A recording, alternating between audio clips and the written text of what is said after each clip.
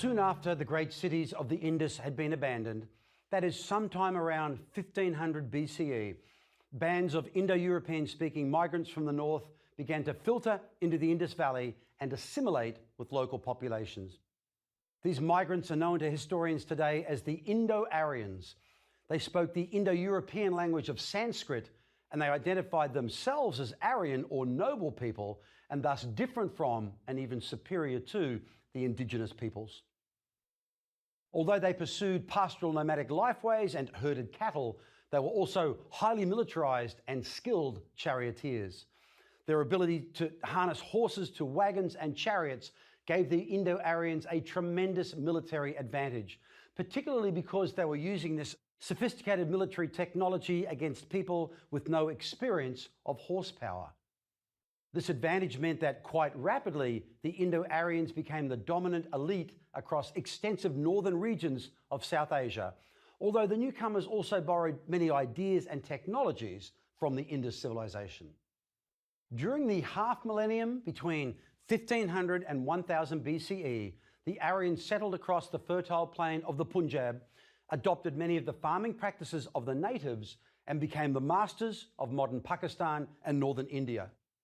They assimilated the indigenous peoples or drove them south across the Vindhya Mountains to join the darker-skinned Dravidians of the Deccan Plateau, helping to create the cultural and linguistic divide between northern and southern India that endures to this day.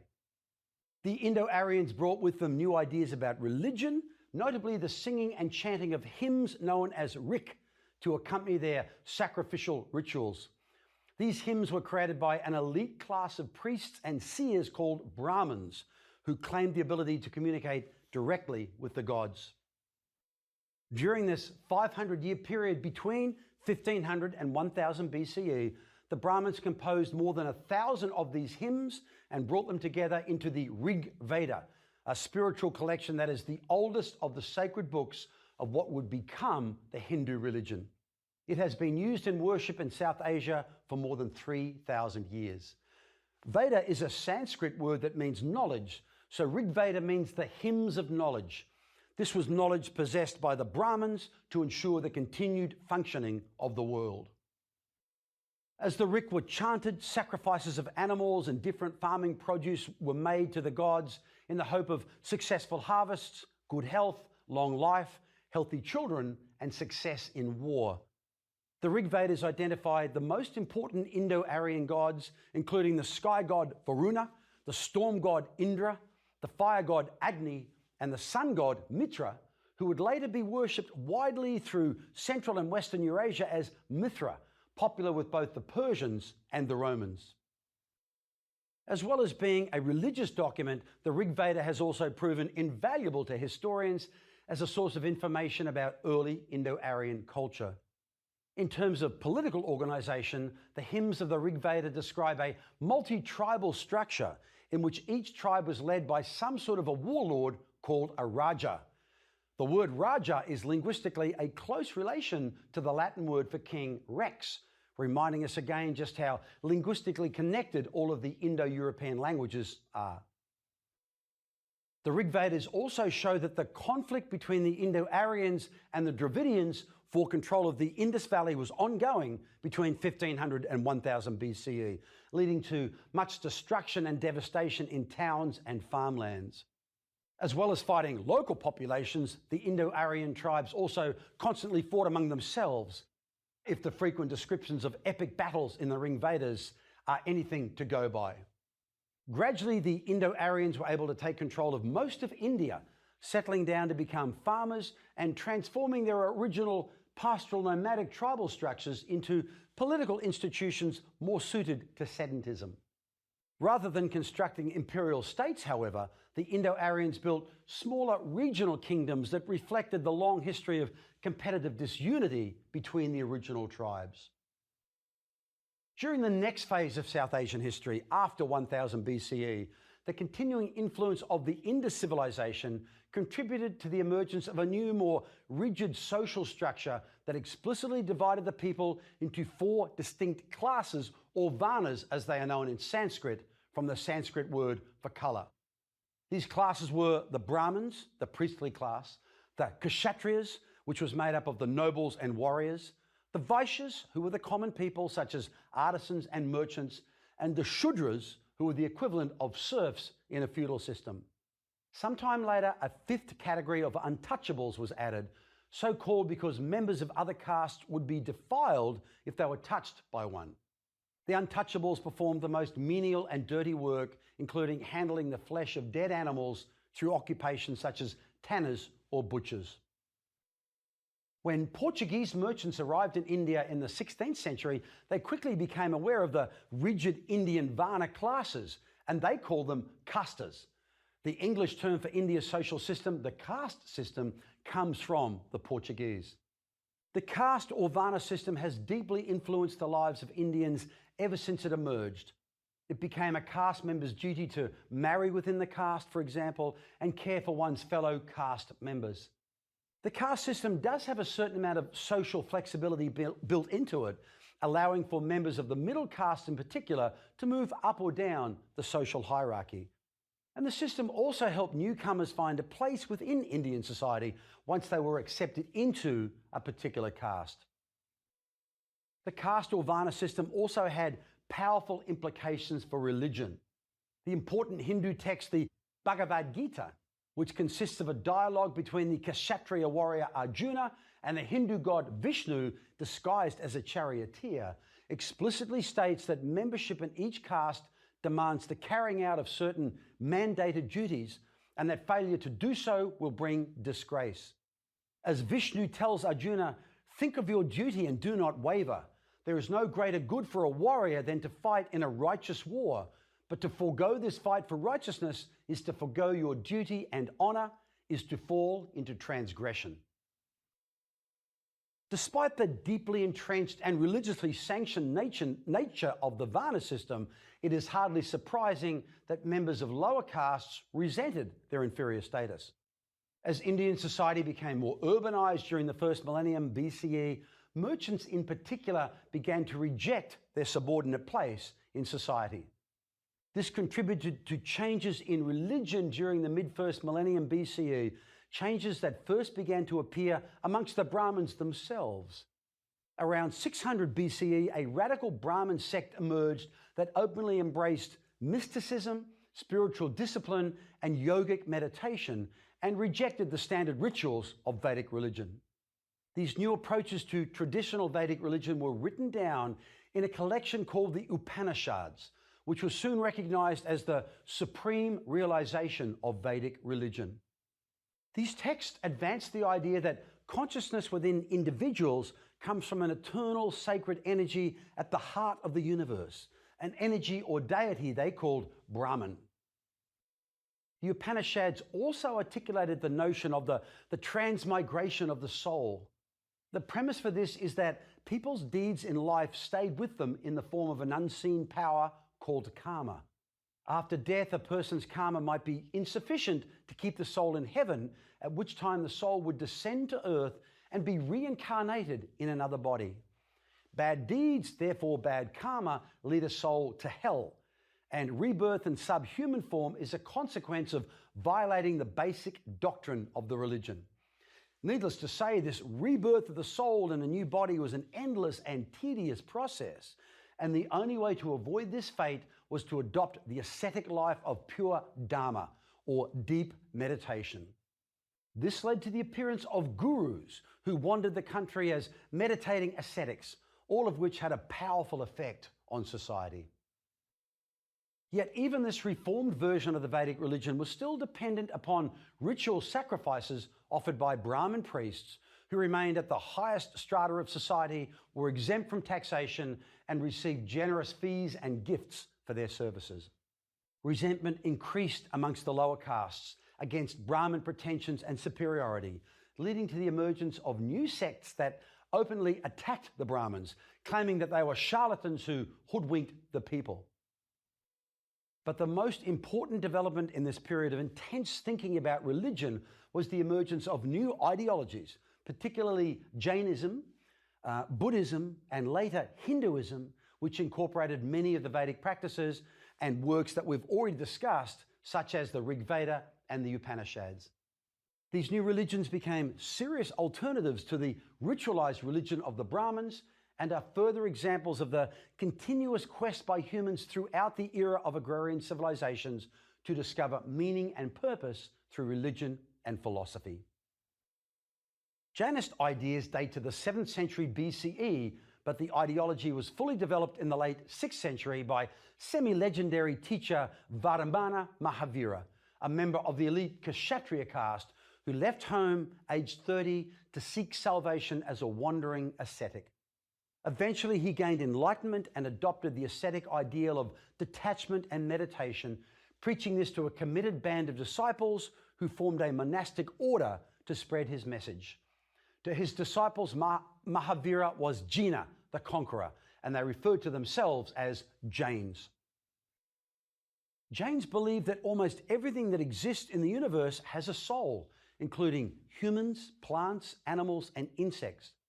But trapped in their physical bodies, these souls are in a constant state of suffering that can only be eased through purification, which will release the souls from their prisons. Purification is obtainable through adopting the principle of ahimsa, which means practicing no violence towards any other living thing that possesses a soul. But the avoidance of causing harm to other souls is incredibly demanding. Jainist monks need to sweep the ground in front of them in case they inadvertently step on insects. They wear masks and also strain their drinking water in case they accidentally consume an organism and its soul. And they try not to fling their arms about so they won't damage any tiny souls in the air. Now, only devout monks were able to observe these behaviors closely, so Jainism has always been a minority faith. But the ideal of Jainism was incredibly attractive to members of the lower castes, because if all living things, and in particular all humans, regardless of caste, had souls, why should society draw sharp caste distinctions between different groups of humans? The Jains thus explicitly rejected social hierarchies based on castes, which meant that their religion was provided material support by various groups in society that were designated of lower status by the caste system, such as merchants, scholars, and even literary figures. This support ensured that the doctrine has remained influential over the past 2,500 years. A more accessible alternative to the classical Vedic religion came in the form of Buddhism, which shares some beliefs with Jainism. Both stress the humanity of their founder rather than his divinity. Both teach non-violence, and both developed monastic traditions of celibacy and asceticism. The term Buddha means someone who has awakened from sleep, and it was the Buddha's great awakening that resulted in his discovery of the eternal secret of the meaning of life. Like Mahavira, Siddhartha Gautama, who became the Buddha, was a member of the elite Kshatriya caste, and he also gave up his privileged social position in a quest for personal enlightenment. Siddhartha was born sometime around 563 BCE in a small state in the foothills of the Himalayas, where his wealthy father kept him in a sheltered life of luxury, grooming the young man to succeed him as governor. But Siddhartha became dissatisfied with his comfortable life, and on journeys outside the palace, he became aware for the first time of the frailty and mortality of humans. He also learned of wandering ascetics who had withdrawn from the world to seek enlightenment and perfect their souls, and Siddhartha became determined to do the same thing. At the age of 20, Siddhartha left his luxurious home and became a holy man, wandering for many years throughout the Ganges Valley, seeking enlightenment about the apparent inevitability of suffering. He lived the life of an extreme ascetic, practicing virtual starvation and intense meditation, but none of these tactics gave him the answers he was seeking. Frustrated, he finally sat down under a huge banyan tree, essentially to find an answer to the problem of human suffering or starve himself to death. According to Buddhist law, for 49 days he meditated under the banyan tree, while demons sent various temptations in an attempt to sway him from his quest. Finally, just before dawn on the 50th day, he gained the insights he sought, attaining enlightenment. After announcing his new doctrine at the holy city of Benares on the Ganges, he quickly attracted disciples who organized themselves into a monastic order. The new order wore yellow robes and traveled the land preaching Buddhism and living off donations. Buddhism was not originally a religion. In fact, the Buddha claimed to be an agnostic with no knowledge of or belief in gods. But Buddha personally led his disciples for more than 40 years as they traveled and preached extensively all over northern India, until he died around the age of 80 and left his disciples with a final message about the ephemeral nature of life. Buddhism is called the middle way because it lies somewhere between normal human life and extreme asceticism and demands only a moderate form of renunciation. It is based on 4 noble truths. First, for many people, suffering dominates human experience. Second, the cause of all this suffering is desire or rampant ambition. The third noble truth is that suffering can be extinguished by extinguishing desire, thus allowing humans to attain the state of nirvana, or the going out of the fire of desire. And fourth, there is an 8-fold path that will help lead us out of suffering to nirvana. The 8-fold path calls for humans to pursue right views, right resolve, right speech, right conduct, right livelihood, right effort, right mindfulness, and right concentration. That is, to lead a life of moderation somewhere between the devotion to luxury found in so many human societies and the extreme asceticism of hermits and Jains. Like Jainism, Buddhism rejected the caste system and offered all humans an escape from the tedious cycle of reincarnation without the help of Brahmin priests, so it appealed strongly to the lower classes. And because Buddhism did not demand the extreme behaviors of the Jains, it became far more popular, particularly amongst merchants who increasingly used Buddhist monasteries as places to stay for the night when they were traveling. Language was another important reason for the appeal of Buddhism. The Buddha and his disciples avoided using Sanskrit, the formal language used by the Brahmins in their rituals, preferring local dialects to communicate more directly with their audiences. Over time, the Buddhists identified various holy sites associated with the Buddha during his lifetime, and pilgrims would flock to visit these places.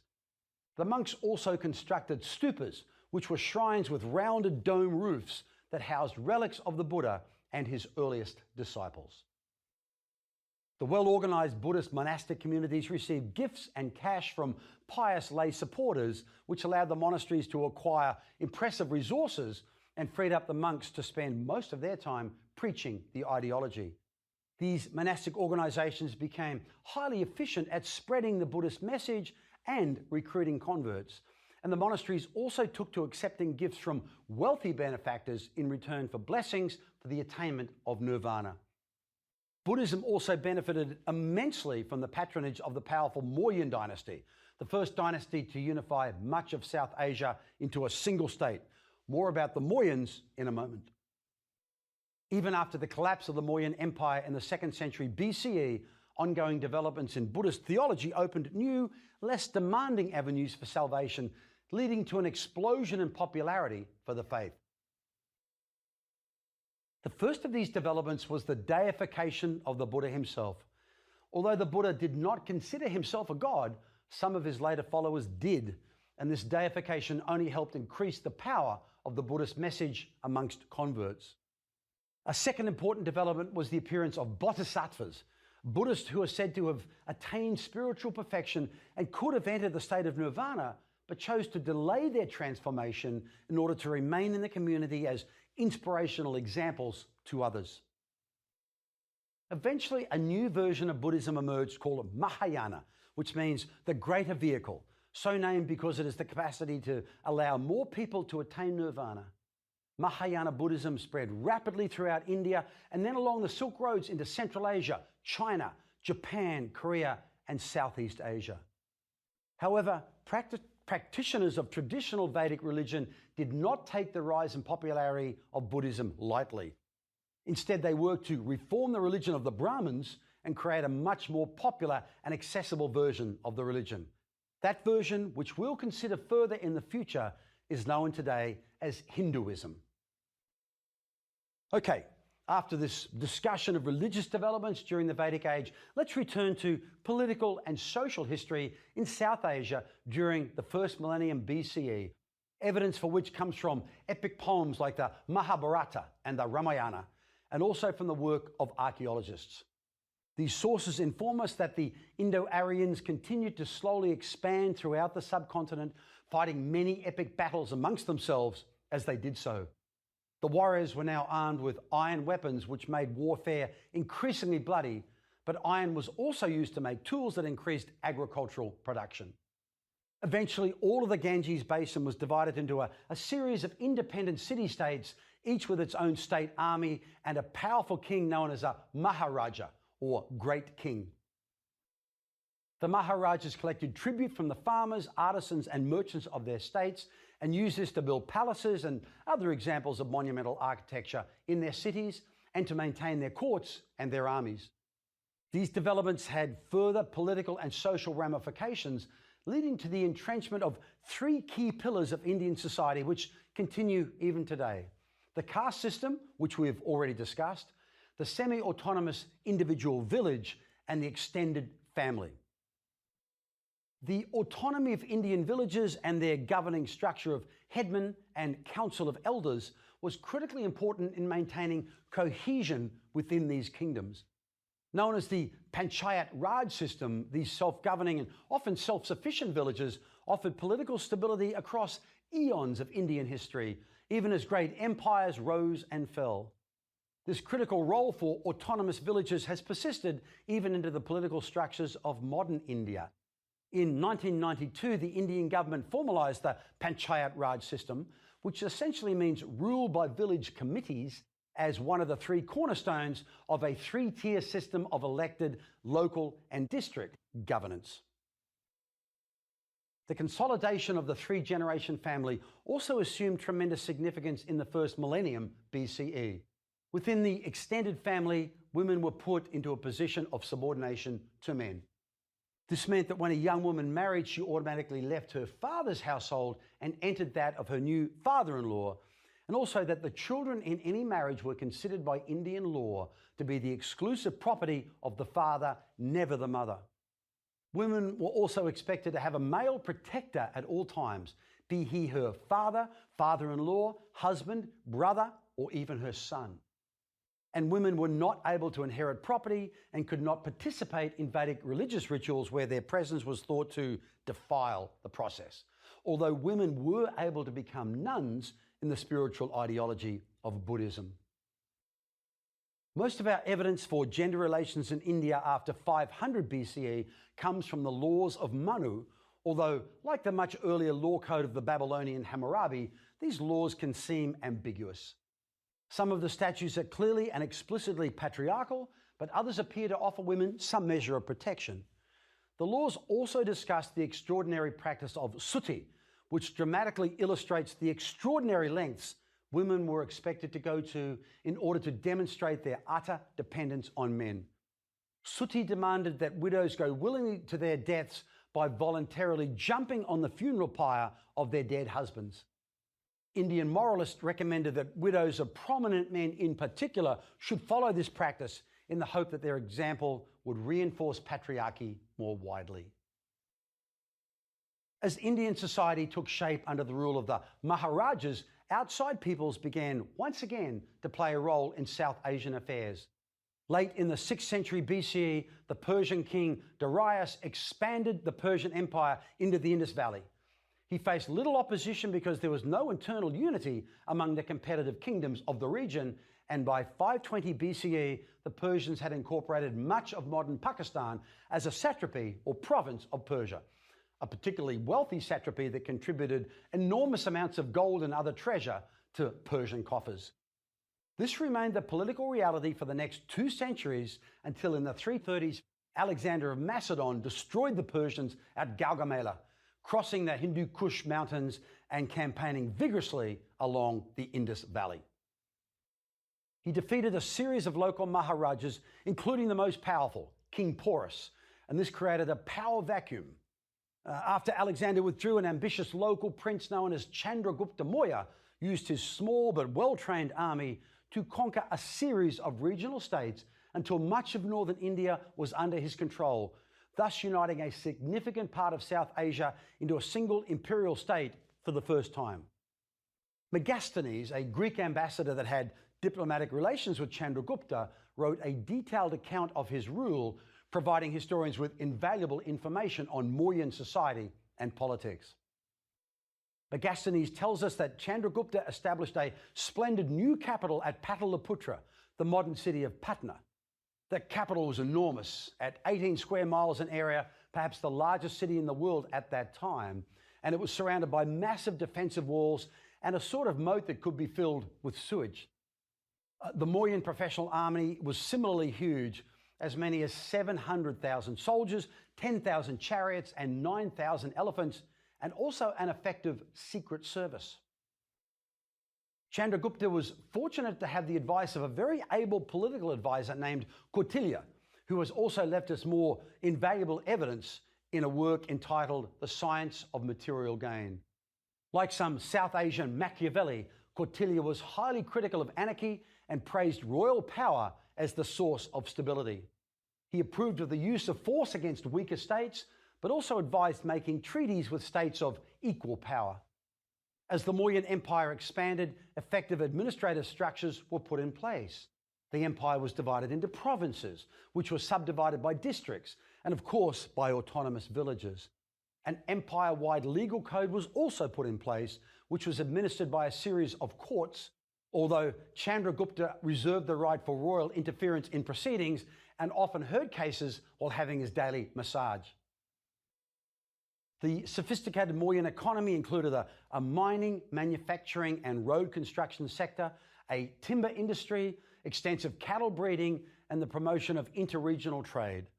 But of course, like all great ancient civilizations, the core of the economy was successful irrigation agriculture and an effective crop rotation system. Chandragupta is an excellent example of how leaders were becoming more and more adept at the task of administering large agrarian civilizations, using a combination of standardized tribute collection, centralized bureaucracy, regional governors, spies, and powerful mobile armies to maintain order and power. This increasing adeptness at imperial administration, process that can be traced back to the methods of Sargon of Akkad in Mesopotamia 2,000 years earlier, facilitated the growth and expansion of larger and larger states over time. Chandragupta was succeeded briefly by his son and then by his grandson, Ashoka, who reigned from 268 to 232 BCE, one of the most successful and revered rulers in the history of India. The 3 lions he had carved on the top of a pillar that Ashoka had erected at the important Buddhist site of Sarnath in about 250 BCE remains the national symbol of India to this day. It was officially adopted on the 26th of January 1950, the day that India became a republic, representing the extraordinary historical depth of this modern nation. Ashoka's initial military focus was on bringing under control the one region of India that remained outside of the Mauryan Empire, and after a bloody war, the eastern state of Kalinga was finally subdued, but only after the loss of perhaps 100,000 lives. Apparently sickened by the conflict, Ashoka converted from the traditional Vedic religion to Buddhism, although scholars remain divided over whether this conversion was genuine or politically expedient. Ruling with the assistance of an efficient bureaucracy from Pataliputra, Ashoka communicated his policies and Buddhist beliefs in a series of edicts that were inscribed in stone and erected all over the Mauryan realm. They played a critical role in spreading the popularity of Buddhism. Ashoka also had an extensive road network constructed which encouraged trade within the empire and also with surrounding states like Bactria and Persia. As the adoption of his lion symbol demonstrates, modern Indians revere the legacy of Ashoka. But the empire constructed by his grandfather, Chandragupta, could not survive the death of his able and charismatic grandson for long, and the 150 or so years that followed witnessed a steady economic decline because the expense of administering this large South Asian empire just could not be met by revenues. By 185 BCE, the Mauryan Empire was no more and India was fragmented once again. South Asia, the home of powerful Maharajas and emperors, of several of the world's most fascinating religions, and of a rich and complex society, was destined not to be reunited again for another 500 years.